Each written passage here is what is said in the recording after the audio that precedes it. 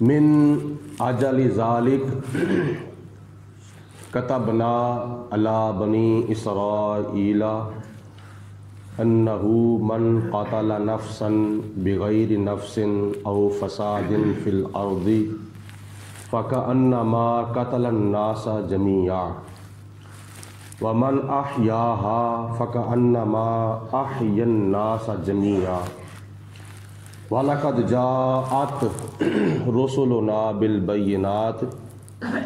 ثُمَّ إِنَّ كَثِيرًا مِّنْهُمْ بَعْدَ ذَلِكَ فِي الْأَرْضِ لَمُسْرِفُونَ۔ سورۃ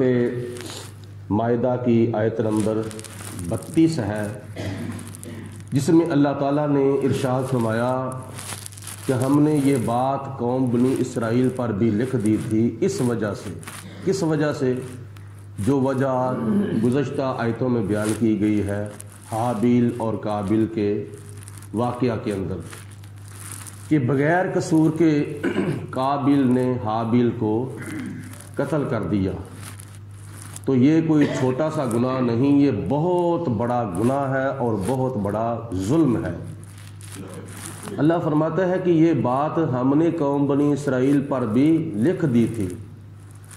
بعض شریعت کے احکام ایسے ہیں کہ جو بغیر تردید کے ہم تک پہنچے ہیں، تو ان کے اوپر عمل کرنا امت مصطفیٰ کے لیے بھی ضروری ہے۔ کتبنا لکھ دیا ہم نے، یعنی فرض کر دیا ہم نے، علی بنی اسرائیل قوم بنی اسرائیل پر بھی، کہ انہ من قتل نفسا بغیر نفس، کہ بے شک جس نے قتل کر دیا کسی کو بغیر قصاص کے، او فساد فی الارض، یا زمین کے اندر فساد کے، فکأنما قتل الناس جميعا، تو اس نے قتل کر دیا پوری دنیا کے انسانوں کو۔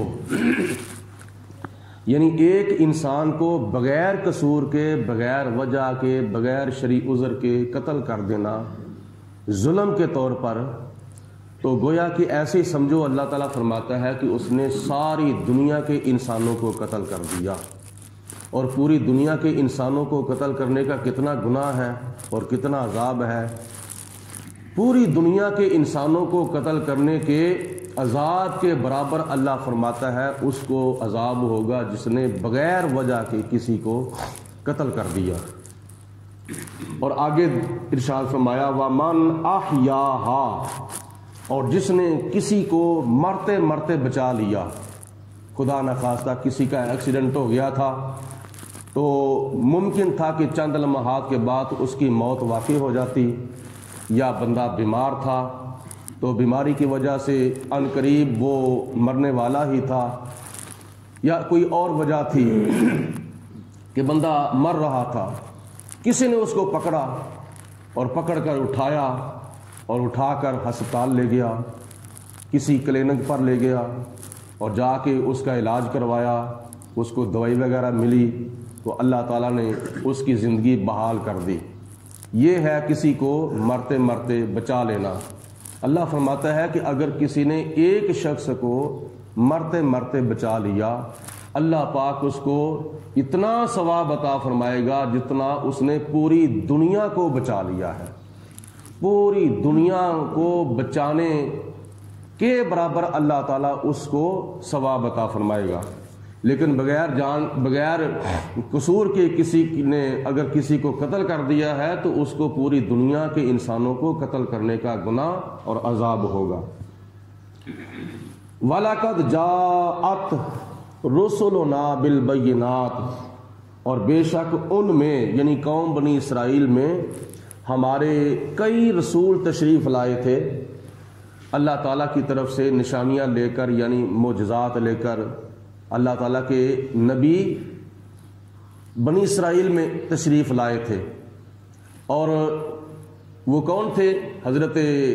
داؤد علیہ السلام، حضرت سلیمان علیہ السلام، حضرت موسیٰ علیہ السلام، حضرت عیسیٰ علیہ السلام، اور اللہ تعالیٰ کی طرف سے یہ معجزات لے کر آئے تھے۔ اور یہ یاد رکھنا کہ انہوں نے بھی آ کر یہی سبق دیا تھا کہ اللہ تبارک و تعالیٰ سے ڈرو اور کسی کے اوپر ظلم نہ کرو، بغیر وجہ کے بغیر شرعی عذر کے کسی کو قتل نہ کرو۔ اور کچھ وجوہات ایسی ہیں جن کی بنا پر قتل کیا جا سکتا ہے۔ مثال کے طور پر اگر کوئی بندہ کسی سے قصاص لینا چاہتا ہے، یعنی مقتول کے ورثاء جو ہیں وہ اپنے مقتول کا قصاص قاتل سے لینا چاہتے ہیں، تو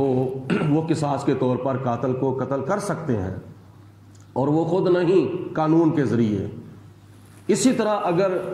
کوئی بندہ مرتد ہو جاتا ہے، اپنا دین، اپنا ایمان، اپنا اسلام چھوڑ کر وہ عیسائی بن جاتا ہے، یہودی بن جاتا ہے، سکھ بن جاتا ہے، ہندو بن جاتا ہے، غیر مسلم بن جاتا ہے، تو قرآن پاک میں اللہ تعالیٰ کی ذات بابرکات نے مرتد کی سزا بھی واجب القتل ارشاد فرمائی ہے۔ اسی طرح اگر گستاخ رسول ہے نبی پاک علیہ الصلوۃ والسلام کی، یا 1,00,000 کئی ہزار نبیوں میں سے کسی کی اس نے گستاخی کی ہے، کسی نبی کی بھی، کسی رسول کی بھی، تو نبی پاک علیہ السلام نے ترمذی شریف کے حدیث پاک میں صاف ارشاد فرما دیا، من سب نبیا فاقتلوہ۔ حضور علیہ السلام نے فرمایا کہ جو کسی نبی کی بھی گستاخی کرے تو فاقتلوہ، اس کو قتل کر دو۔ یہ گستاخ رسول کی سزا بھی قرآن پاک میں اور حدیث پاک میں واضح لفظوں میں اللہ تعالیٰ نے قتل فرمائی ہے۔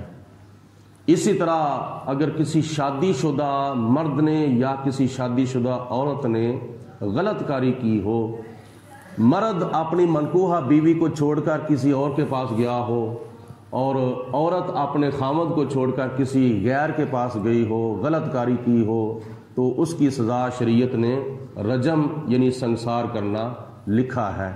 تو اس کو بھی کیا نام ہے قتل کیا جا سکتا ہے۔ یہ شرعی عذر ہیں، اور اللہ تعالیٰ کی ذات بابرکات نے یہ ان کو قتل کرنے کی گنجائش دی ہے۔ اسی طرح ڈاکو ہے اور وہ ڈاکہ ڈال رہا ہو، تو قرآن پاک کی اگلی آیت میں اللہ تبارک و تعالیٰ نے اس کو بھی قتل کرنے کا حکم دیا ہے، گنجائش دی ہے۔ فرمایا وَلَقَدْ جَاءَتْ رُسُلُنَا بِالْبَيِّنَاتِ، قوم بنی اسرائیل کے اندر بھی ہم نے اپنے کئی رسول بھیجے تھے معجزات دے کر۔ ثُمَّ إِنَّ كَثِيرًا مِّنْهُمْ بَعْدَ ذَلِكَ فِي الْأَرْضِ لَمُسْرِفُونَ، تو پھر وہ ان میں بہت سے ایسے لوگ تھے کہ وہ زمین کے اندر زیادتی کرتے تھے، زیادتی کرنے والے تھے،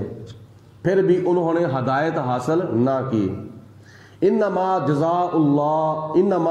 الذین یحاربون اللہ ورسولہ، ان لوگوں کی سزا اور ان لوگوں کا بدلہ تو یہی ہے جو لوگ اللہ کے ساتھ جنگ کرتے ہیں اور اللہ تعالیٰ کے رسول کے ساتھ جنگ کرتے ہیں، ان لوگوں کا بھی علاج یہی ہے کہ ان کو قتل کر دیا جائے۔ اور قرآن پاک میں اللہ تبارک و تعالیٰ نے اس چیز کی وضاحت فرمائی ہے کہ جو لوگ سود کھاتے ہیں، اللہ پاک اور اللہ تعالیٰ کے رسول کی طرف سے ان کو جنگ کا چیلنج کیا جاتا ہے، اور حدیث پاک میں آتا ہے من عادی لی ولیا فقد آذنتہ بالحرب،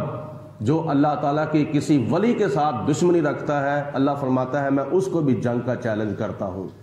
تو خدا نے فرمایا کہ جو لوگ اللہ اور اللہ کے رسول کے ساتھ جنگ کرتے ہیں، نمبر 2 وَيَسْعَوْنَ فِي الْأَرْضِ فَسَادًا، یا زمین کے اندر فساد کرتے ہیں، فساد کرنے کی کوشش کرتے ہیں، فساد کرتے ہیں، او ان یقتلوا، کہ ان کو قتل کر دیا جائے، او یصلبوا، یا ان کو پھانسی دے دی جائے، ان کو سولی دے دی جائے، او تقطع ایدیہم، یا ان کے ہاتھ ایک طرف سے ان کا ہاتھ کاٹ دیا جائے، وَأَرْجُلُهُم مِّن خِلَافٍ، یا ان کے پاؤں دوسری طرف سے کاٹ دیے جائے، یعنی ایک طرف سے ان کا ہاتھ کاٹ دیا جائے اور دوسری طرف سے اس کا پاؤں جو ہے وہ کاٹ دیا جائے، او يُنْفَوْا مِنَ الْأَرْضِ، یا ان کو ملک بدر کر دیا جائے، ان کو جلا وطن کر دیا جائے۔ یہ ان کی سزا ہے۔ ذالک لہم خزی فی الدنیا، یہ دنیا کے اندر ان کو رسوا کیا جائے، ان کو ذلیل کیا جائے، یہ ان کی سزا ہے۔ وَلَهُمْ فِي الْآخِرَةِ، اور آخرت میں عذاب عظیم، ان کے لیے دردناک عذاب ہے۔ اس آیت مبارکہ میں اللہ تعالیٰ نے کچھ لوگوں کو قتل کرنے کی گنجائش دی ہے، وہ یہ ہے کہ جو اللہ کے ساتھ جنگ کرتے ہیں، اللہ کے رسول کے ساتھ جنگ کرتے ہیں اور زمین کے اندر فساد پھیلاتے ہیں، یہ چیز ڈاکے کے اندر آ جاتی ہے، اور اللہ فرماتا ہے کہ یا ان کو قتل کر دیا جائے یا ان کو پھانسی دے دی جائے، اور یا ان کے ایک طرف سے بازو اور دوسری طرف سے پاؤں جو ہے وہ کاٹ دیے جائیں۔ یہ ان کی سزا ہے دنیا کے اندر کہ ان کو ذلیل و رسوا کیا جائے، اور آخرت میں اللہ تعالیٰ نے ان کے لیے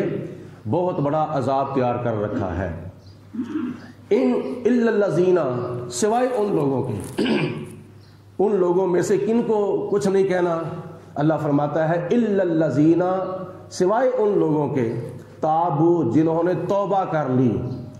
من قبل ان تقدروا علیہم، اس سے پہلے کہ تم ان کے اوپر قابو ڈال لو، تمہارے قابو میں آ جاتے ہیں، تم ان کے اوپر قابو ڈال لیتے ہو، اور تمہارے ان کے اوپر قابو ڈالنے سے پہلے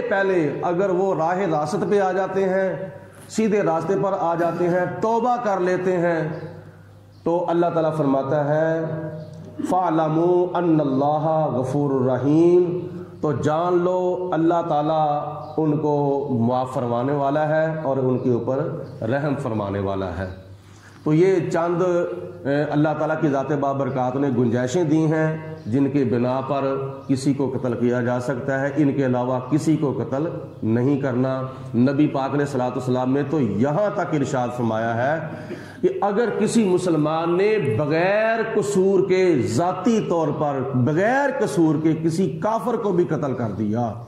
تو قیامت کے دن اس کی طرف سے میں اپنے امتی کے خلاف اللہ کی بارگاہ میں مقدمہ لڑوں گا۔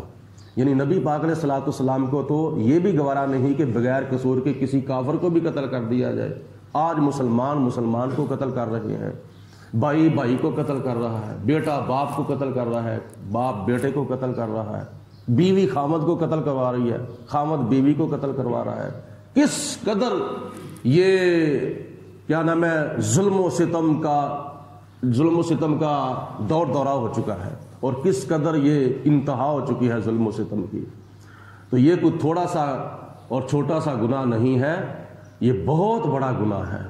بہت بڑا ظلم